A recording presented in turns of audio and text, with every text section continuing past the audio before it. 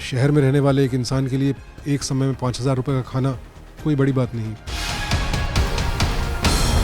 मेरे ज़रिए कोई गलत मैसेज नहीं पहुंचना चाहिए कभी भी, ना तो प्रोग्राम के ज़रिए, ना ही अपनी व्यक्तिगत ज़िंदगी में भी।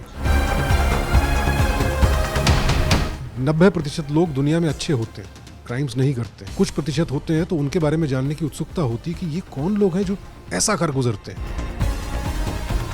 बहुत पॉजिटिव रिस्पॉन्स है, इनकरेजिंग रिस्पॉन्स है।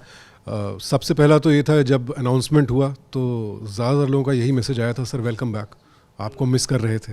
तो एक तरह से होम कमिंग है मेरे लिए भी।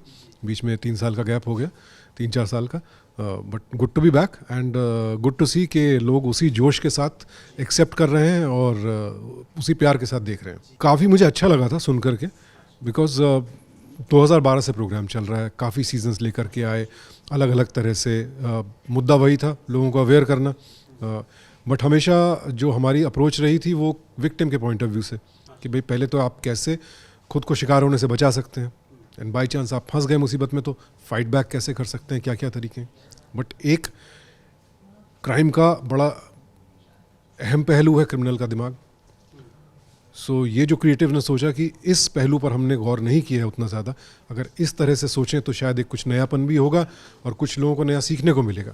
तो क्रिमिनल का दिमाग कैसे चलता है, वो क्या सोचते हैं, अगर ये हम थोड़ा समझा सकें, जितना भी समझा सकते हैं आधे घंटे के एपिसोड में, तो उससे भी लोगों को मदद मिलेगी, पहचान सकेंगे लोगों के व्यवहार से, हाव भाव से, कि कौन ख़तरनाक है कौन नहीं है।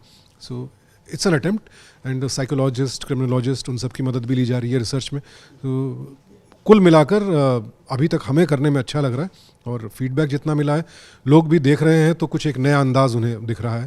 तो इंटरेस्टिंग। ईमानदारी से कहूँगा सबसे पहले तो बहुत अच्छा लगता है, क्योंकि आप जो भी कोशिश करते हैं वो कोशिश अगर लोग न सिर्फ एक्सेप्ट करें बल्कि उसे सराहें और इस कदर चाहें कि अब आपके अलावा और कोई चाहिए ही नहीं, तो कभी कभी गुरूर भी हो सकता है, पर वो सर पर ना चढ़ जाए इसकी कोशिश भी रहती है। लेकिन इसके साथ बहुत जिम्मेदारी भी आ जाती है, क्योंकि इतना प्यार जब लोग देते हैं तो वो प्यार मैं उसके काबिल रहूं और अपनी जिम्मेदारी से भटक ना जाऊं। ऐसा ना हो कि बस आए और प्रोग्राम किया और चले गए, क्योंकि मेरा काम तो इतना ही है। नहीं, फिर हर पहलू पर गौर करना बहुत ज़रूरी हो जाता है कि चूँकि मेरी बात सुनते हैं लोग, उस पर अमल भी करते हैं कई दफ़ा, तो मेरे ज़रिए कोई गलत मैसेज नहीं पहुंचना चाहिए कभी भी, ना तो प्रोग्राम के ज़रिए, ना ही अपनी व्यक्तिगत ज़िंदगी में भी। तो वो दोनों तरह से ज़िम्मेदारी बढ़ जाती है। तो कोशिश करता हूँ कि मैं जीऊँ भी पब्लिक लाइफ में ऐसा कोई भी काम ना करूँ जिससे लोगों के प्यार को ठेस पहुँचे। सावधान इंडिया का मेरी ज़िंदगी में बहुत बड़ा कंट्रीब्यूशन है भाई। बतौर एक्टर तो मैं अब 25 साल हो गए इस साल मुझे एज एन एक्टर, तो मुझे बहुत प्यार मिला, पर मेरे कैरेक्टर्स जो हैं उनकी पहचान मुझसे कहीं ज़्यादा बड़ी रही हमेशा। सुखदेव के नाम से जानते हैं या दुर्गा नारायण चौधरी के नाम से जानते हैं, मेरे नाम से लोगों ने पहचानना मुझे सावधान इंडिया के बाद ही शुरू किया। घर घर में जो एक पहचान बनी कि अच्छा ये सुशांत सिंह है, तो ये तो सावधान इंडिया की देन है, ये मैं बेझिझक कह सकता हूँ। और टेलीविज़न की जो रीच है वो सिनेमा से कहीं ज़्यादा बड़ी है। तो इसकी वजह से मैंने खुद महसूस किया है कि मैं देश के किसी भी कोने में जाता हूँ या इवन बाहर भी जाता हूँ, तो बाकी काम लोगों ने देखा हो ना देखा हो, जहाँ जहाँ भारतीय मूल के दर्शक हैं दुनिया में, सावधान इंडिया की पहुँच वहाँ तक है, सब ने देखा है। तो वो एक अलग ही लेवल की पहचान है। मैं नतमस्तक हूँ भाई, ये किस्मत है मेरी। यार ऐसे बहुत सारे केसेस हैं।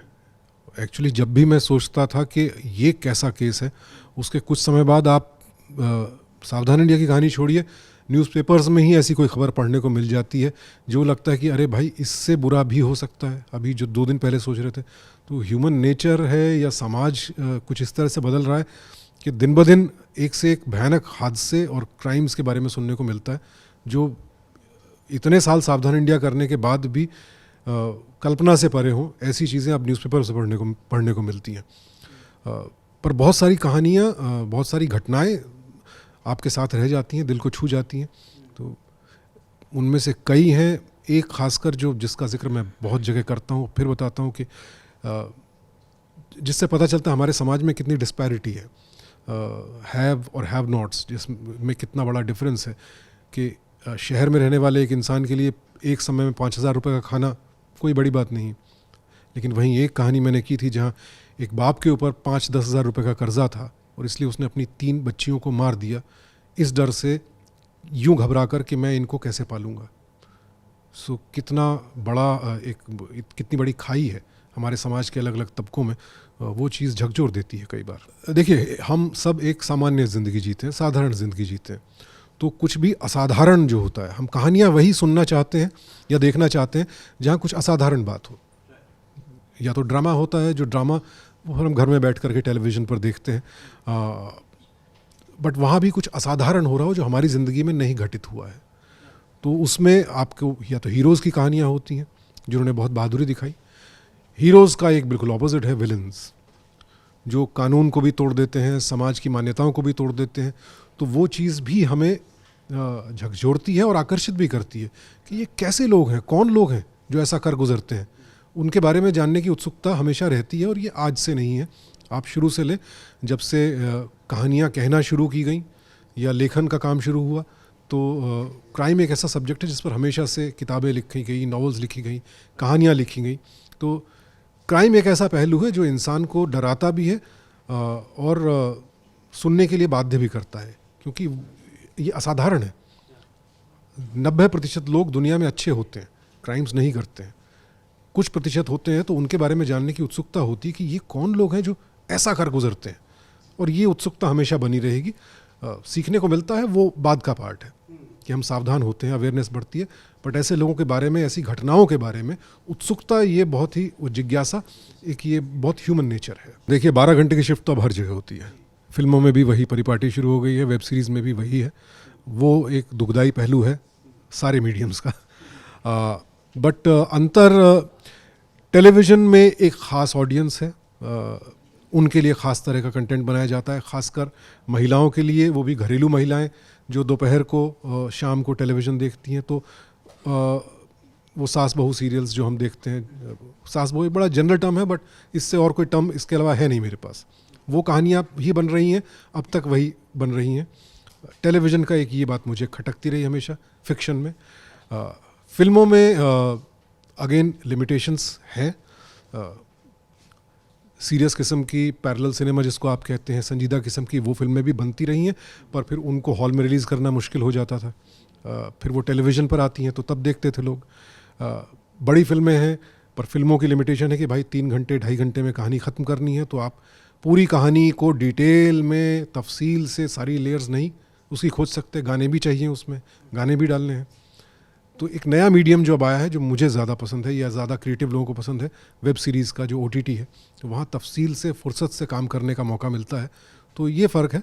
बट बतौर एक्टर मैं आपको सच बताऊं, हर मीडियम में एक्टर, डायरेक्टर या जो भी लोग हैं उतनी ही मेहनत करते हैं, उतनी ही सच्चाई से। पर हाँ, अपनी अपनी लिमिटेशंस की वजह से कहीं काम ज़्यादा अच्छा दिखता है, कहीं कम। दैट्स वो मीडियम की लिमिटेशंस हैं। कोई मैसेज नहीं भाई, it's just a big thank you, huge thank you, तहे दिल से। 25 साल पूरे हो गए आपके प्यार के साथ। बहुत अच्छा सफ़र रहा है। उम्मीद करता हूँ आगे भी और कई साल आपके प्यार के साथ यूं ही मज़ेदार सफ़र चलता रहेगा।